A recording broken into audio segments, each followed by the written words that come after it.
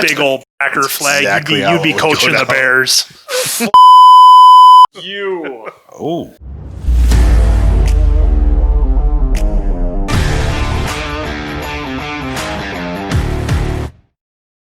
Ladies and gentlemen, it is once again that time of the week, your favorite part of our Bad Medicine podcast, the Answers Weekly NFL Power Rankings, where our very own Andrew takes on the top 32 teams each week in the National Football League, breaks them down to your top 10s, the hows and whys of it all. Answer, take it over. All right, so as usual, we're going to do a rapid fire for 6 through 10. So here's 10 through 6. The Cleveland Browns. The Rams. Your favorite team in mind, the Green Bay Packers. The Indianapolis Colts. The Buffalo Bills. So we're going to now go into our top 5, starting with number 5. The Seattle Seahawks. Oh, they're back in. They beat Arizona behind Russell Wilson going 23-28 for 197, 2 touchdowns. He's second for most touchdowns under pressure this year with 8. And he's tied with Tannehill with that, which is pretty astounding. Ryan? Yeah, Ryan Tannehill. Josh Tannehill. Thursday night games since 2010. Since 2010, they're only 10-1. That is the Seahawks are. They love playing on Thursday nights apparently, and I mean it was. Well, they must get a lot of home games, and everybody's making that long flight. Number 4. They had a big victory today. The Tennessee Titans. They went into overtime to win it. Derrick Henry, a beast as always. 28 carries, 133 yards. The game-winning touchdown in overtime, and 100-plus yards after contact. Second time this season. And A.J. Brown, we've said it before, dude's a beast. He carried 2 guys into the end zone. Granted, now there was another guy pushing him in, but still, 2 guys carrying him in into the end zone. Well, they were a couple defensive drops. backs, though. Come on. Henry only had like 30 or 40 yards until like halfway through the third quarter. And then all of a sudden just the fourth quarter comes around and that's his time to shine. Well, moving right along at number 3, we have the New Orleans Saints. Nolans, Taysom Hill came in for quarterback. The man. Thanks, crush. McCarthy. I just don't know what we got to do with this guy. Oh, he had 10 yards per attempt, 10.1 yards per attempt on all of his passes today, higher than any game Drew Brees has had this year. We saw it when he took on the Packers. He was never really throwing the deep ball. He was always dinking and dunking, which is why I was so surprised that we were playing deep because he was never going deep. He kept on doing the checkdowns.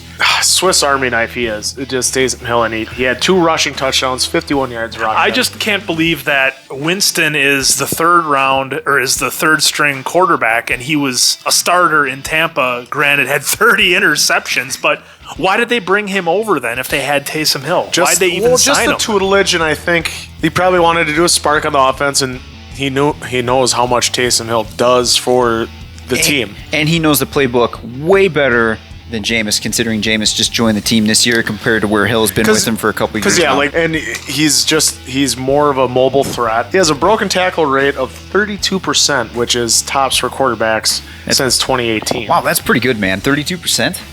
Broken tackles. Granted, now he's more used as a running back. You know who was also on that list? 33. You know who was actually on that list too was Joe Burrow at 20%. But we saw that he didn't quite break that tackle. Do you guys think, just real quick here, do you think Winston is their quarterback of the future? Nope. No, not if they keep seeing what Taysom Hill can do. We'll see there, White Cordell Stewart. Big ol' slash. Which leads into the number 2. The Kansas City Chiefs. How about segues? It is fun to watch play. We haven't seen the game yet tonight. They're taking on the Las Vegas Raiders, but Mahomes has only had 2 losses versus one team in his career, and that's the New England Patriots. Otherwise, he doesn't have any more than 1 loss. So you just don't think the Raiders are going to put up much of a fight against Kansas? That's not a divisional game. I won't say that. I'm not I saying won't say that. that. I'm saying that Kansas City is the better team, but like you said, divisional opponent. And then when you they have to play angry because they did lose to them last time. And then at number 1, 10-0, they took care of business today. Your Pittsburgh Steelers. Smoke and mirrors. Undefeated football team, Quinn. 27-3 over the Jags. Big Ben went 32 of 46, 267, 2 touchdowns, 1 pick. Mr. Consistency. We said it before, Ben Roethlisberger has his weapons because now Deontay Johnson was the guy leading this week with over 110 yards receiving, and I think he had double-digit catches. So is Roethlisberger an elite quarterback? I have a hard time saying that. The guy is Mr. Consistency. He is a great quarterback, but I don't put him in the same category as a Brady, as a Manning, as a Rodgers as far as skill, yet he continues to deliver. But look who they put around him. And I think some of these programs, and of course New England did it great with having an elite quarterback with good receivers around him. And I think in Pittsburgh, it's like they just keep giving him weapons and tools to throw to, and obviously, it'd be nice if another organization would do that. Yeah, but in any regard, I think a lot of teams can take notice, and you surround your quarterback with a lot of weapons, a lot of options to throw the ball downfield to, and you end up with wins and consistent wins. They have been consistently a solid team with Ben Roethlisberger at the helm. I don't know. I'm just worried about Pittsburgh. At this point, they're probably in for the playoffs, but I just don't know if I trust them when the pressure's on. I mean, they played a defeated Jags team who had their Super Bowl against the Packers and came up short. I see them to use some verbiage, a friend of the podcast. Dauber, I think Pittsburgh is going to fold like a $2 tuxedo in the playoffs. $2 tuxedo. I'm not going to say they're going to make a Super Bowl run, but I vehemently disagree that they will fold like a $2 tuxedo. So, folks, tell us, did the answer get it right?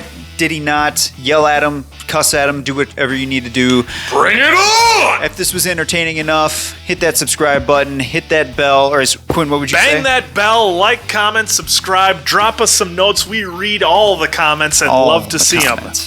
All right, so then there you have it. There's my rankings. Like it or lump it, that's what I think they are. So for Diamond Dave, the Appleton Oak, Mason Quinn, and the answer, Are we not even going to mention the pack at all?